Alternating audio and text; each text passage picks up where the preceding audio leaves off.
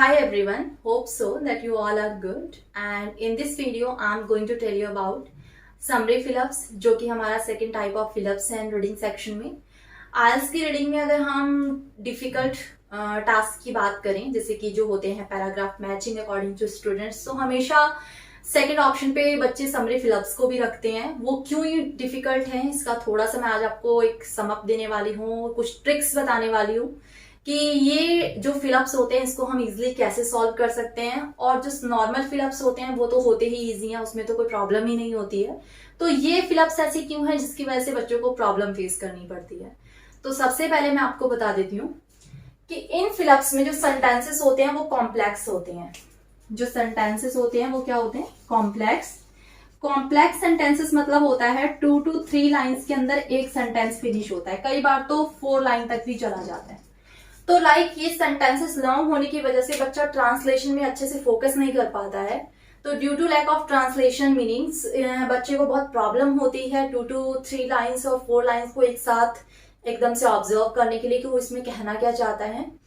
So complex sentence होने की वजह से हमें प्रॉब्लम होती है समरी फिलअप्स में। फर्स्ट थिंग है। सेकेंड थिंग, इसकी जो वोकैबुलरी होती है, इसकी जो लैंग्वेज होती है वो थोड़ी डिफिकल्ट होती है।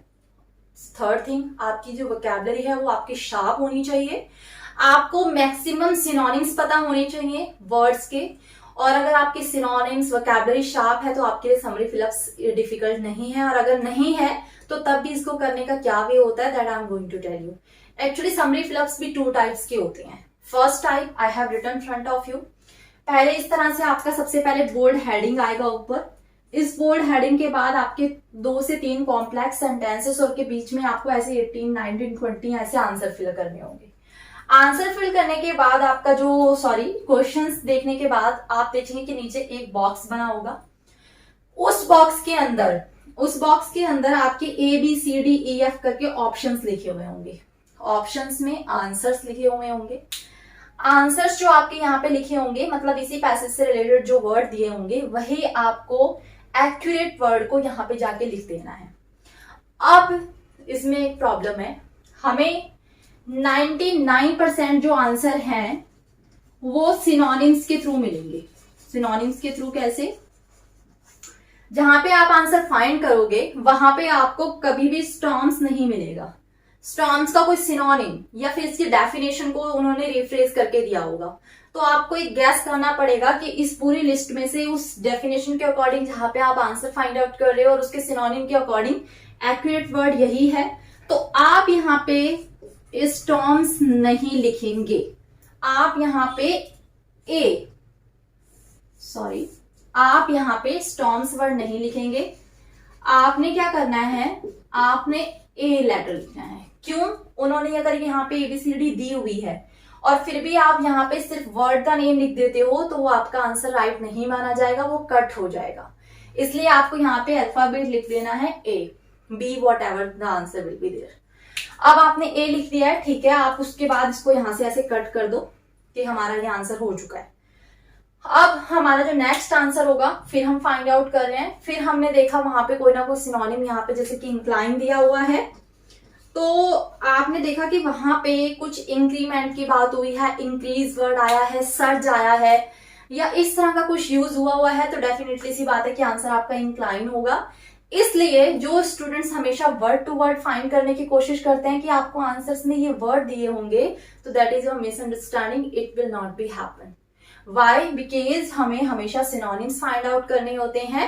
हम जहां पे आंसर फाइंड करेंगे वहां पे इनके सिनोनिम्स रिटर्न होंगे। उन सिनोनिम्स के अकॉर्डिंग हमें एक्यूरेट ऑप्शन मैच करना पड़ेगा कि सिनोनिम से रिलेटेड कौन सा ऑप्शन है, फिर उसका अल्फाबेट हमें यहाँ पे लिखना होगा।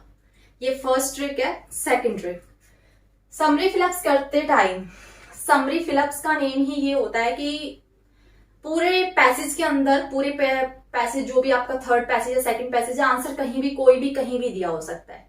5% ऐसे केसेस होते हैं कि आपका आंसर अगर फर्स्ट वाला थर्ड लाइन में गिवन है तो कई बार आपका जो सेकंड आंसर होगा वो फर्स्ट लाइन में भी हो सकता है, और जो आपका थर्ड आंसर होगा वो आपका आंसर 19th लाइन में भी हो सकता है।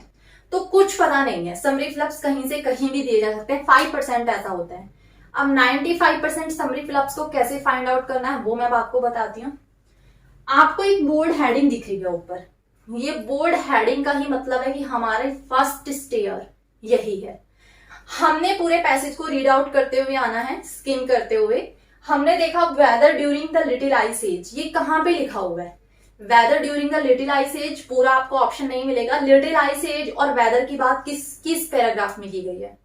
आपको पता लग गया कि वहां पे लाइक 2-3 पैराग्राफ छोड़ के वेदर, लिटिल आइस एज, उसका वेदर के बारे में बात की गई है।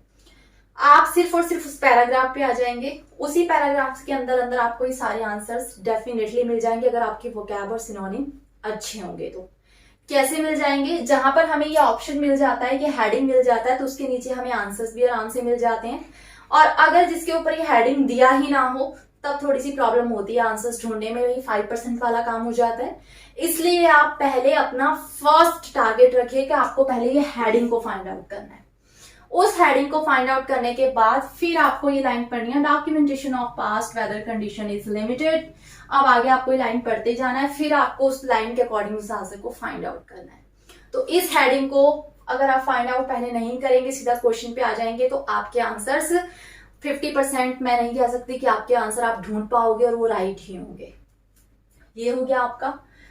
अब इसी में बात करते हैं कि अगर हम आंसर को फाइंड आउट कर रहे हैं तो हमें कौन कौन सी चीजें जिनका ध्यान रखना चाहिए। जैसे कि यहाँ पे इज लगा है और यहाँ पे लिमिटेड नहीं है और हमें आंसर यहीं पे फिल करना है, सपोज इट यहीं फिल करना है, तो डेफिनेटली सी बात है कि अब वहां पे इज लगा हुआ है और हमें लग रहा है वहां पे हीट वेव्स आंसर हो सकता है, तो होगा ही नहीं क्योंकि ये हीट वेव्स लिखा हुआ है, स्टॉर्म्स लिखा हुआ है, ये तो प्लूरल वर्ड हो गए ना, वहां पे इज के आगे तो सिंगुलर ही आएगा।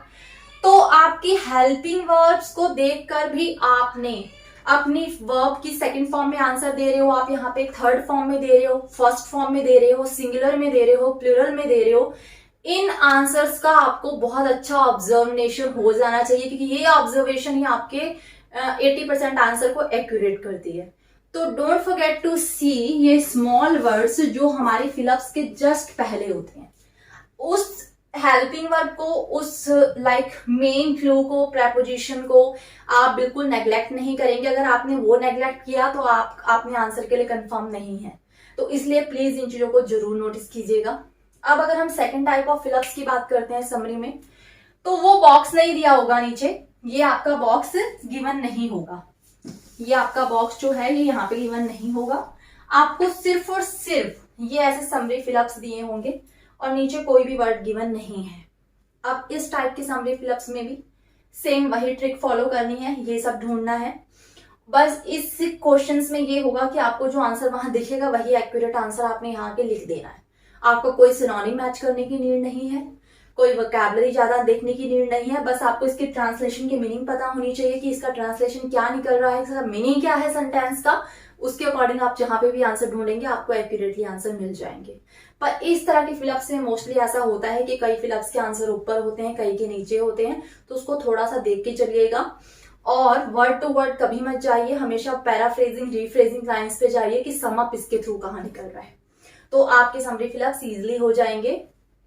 और इस समरी फिलअप्स को जैसे मैंने आपको थोड़ा सा बताया है, इसके साथ की ही मैं एक एक्सरसाइज आपके डिस्क्रिप्शन में शेयर करने वाली हूँ आपके साथ, तो उस एक्सरसाइज पर जाकर यही ट्रिक फॉलो करके आप उस एक्सरसाइज को सॉल्व कीजिए। अगर आपको हेल्प मिलती है तो that will be very good, अगर आपको नहीं हेल्प मिलती है तो please just put a comment, I will tell you again related to these kind of fill-ups and I will tell you the new tricks and tips about summary fill-ups.